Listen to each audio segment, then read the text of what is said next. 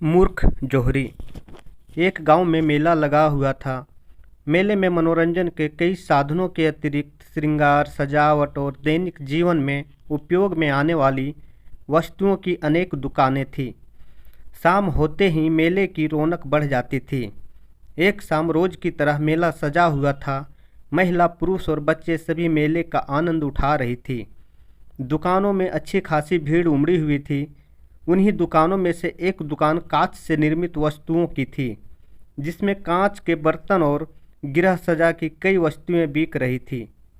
अन्य दुकानों की अपेक्षा उस दुकान में लोगों की भीड़ कुछ कम थी। एक जोहरी भी उस दिन मेले में घूम रहा था। घूमते घूमते जब वह उस दुकान के पास से गुजरा तो उसकी नज़र एक चमकते हुए कांच के टुकड़े पर अटक गई। उसकी पारखी नज़र तुरंत ताड़ गई कि वह कोई साधारण कांच का टुकड़ा नहीं, बल्कि बेशकीमती हीरा है। वह समझ गया कि दुकानदार इस बात से अनभिज्ञ है। वह दुकान में गया और उस हीरे को उठा के दुकानदार से उसकी कीमत पूछने लगा।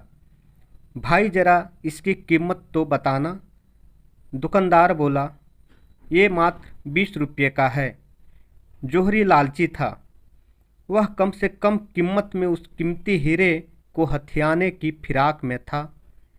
वह दुकानदार से मोल भाव करने लगा। नहीं भाई, इतनी कीमत तो मैं नहीं दे सकता। मैं तुम्हें इनके 15 रुपये दे सकता हूँ। 15 रुपये में तुम मुझे ये दे सकते हो तो दे दो। दुकानदार उस कीमत पर राजी नहीं हुआ। उस समय दुकान में कोई ग्राहक नहीं था। जोहरी ने सोचा कि थोड़ी देर मेले में घूम फिर कर वापस आता हूँ। हो सकता है तब तक इसका मन बदल जाए और ये 15 रुपये में मुझे यह कीमती हीरा दे दे। यह सोच हीरा बिना खरीदे वह वहाँ से चला गया। कुछ देर बाद जब वह पुनः उस दुकान में लौटा तो हीरे को नदारद पाया। उसने फौरन दुकानदार से पूछा, यहाँ जो कांच का टुकड़ा था वो कहाँ गया? मैंने उसे 20-25 रुपये में बेच दिया, दुकानदार ने उत्तर दिया। जोहरी ने अपना सिर पीट लिया और बोला, ये तुमने क्या किया? तुम बहुत बड़े मूर्ख हो।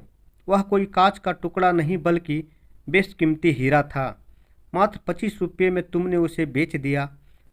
मूर्ख मैं नहीं तुम हो। मैं तो नहीं जानता था कि वह बेशकीमती हीरा है, पर तुम तो जानते थे। फिर भी तुम मुझसे मोल भाव कर 5 रुपये बचाने में लगे रहे और हीरा बिना खरीदे ही तुम दुकान से चले गए। दुकानदार ने उत्तर दिया।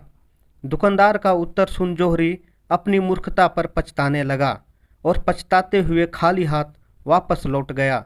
सीख: मूर्खता और लालच दोनों नुकसान का कारण है। कहानी सुनने के लिए आप सबों का बहुत बहुत धन्यवाद।